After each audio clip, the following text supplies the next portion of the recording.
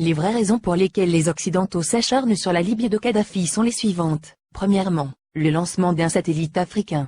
C'est Kadhafi qui offre à toute l'Afrique un satellite de télécommunication, et opère la première vraie révolution des temps modernes. Ce satellite appelé RASCOM assure la couverture universelle du continent, pour la téléphonie, la télévision, la radiodiffusion, et de multiples autres applications telles que la télémédecine et l'enseignement à distance. Pour la première fois, une connexion à bas coût devient disponible sur tout le continent, jusque dans les zones rurales grâce au système, par pont radio WMAX.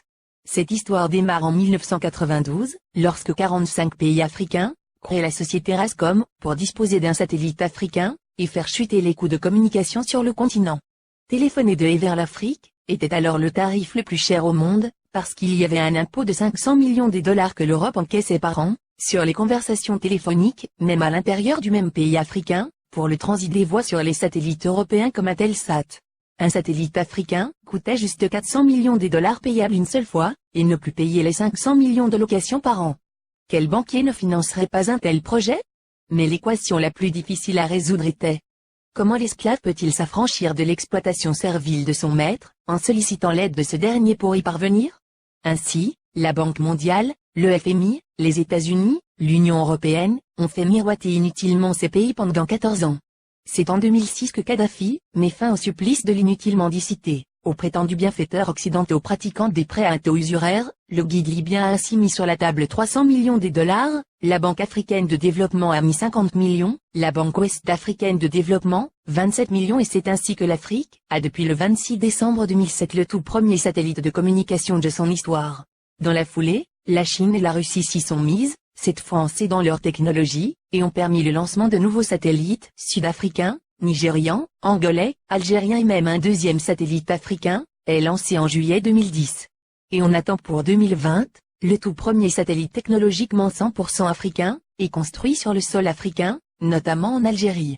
Ce satellite est prévu pour concurrencer les meilleurs du monde, mais à un coût 10 fois inférieur, un vrai défi. Voilà comment un simple geste symbolique de 300 petits millions peut changer la vie de tout un continent. La Libye de Kadhafi a fait perdre à l'Occident, pas seulement 500 millions de dollars par an, mais les milliards de dollars de dettes et d'intérêts que cette même dette permettait de générer à l'infini, et de façon exponentielle, contribuant ainsi à entretenir le système occulte pour dépouiller l'Afrique. Deuxièmement, l'institution d'un fonds monétaire africain, entre autres. Les 30 milliards de dollars saisis par M. Obama appartiennent à la Banque centrale libyenne et prévus pour la contribution libyenne à la finalisation de la Fédération africaine à travers 3 projets phares. La Banque africaine d'investissement à Sirte en Libye. La création dès ce 2011 du Fonds monétaire africain, avec un capital de 42 milliards de dollars, avec Yaoundé pour siège. La Banque centrale africaine, avec le siège à Abuja au Nigeria, dont la première émission de la monnaie africaine, signera la fin du franc CFA grâce auquel Paris a la main mise sur certains pays africains depuis 50 ans. On comprend dès lors et encore une fois la rage de Paris contre Kadhafi. Le Fonds monétaire africain doit remplacer en tout, et pour toutes les activités, sur le sol africain du Fonds monétaire international, qui avec seulement 25 milliards de dollars de capital, a pu mettre à genoux tout un continent, avec des privatisations discutables, comme le fait d'obliger les pays africains à passer d'un monopole public vers un monopole privé.